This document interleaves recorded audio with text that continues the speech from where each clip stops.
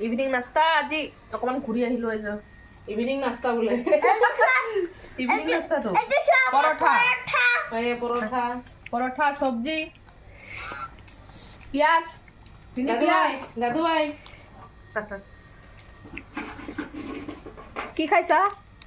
সমোসা গৰম গৰম নে সমোসা পুৰা গৰম আমাৰ গৰম কারণে রুটি আর এইটো তুমি কি খাইছা মোর পরোটা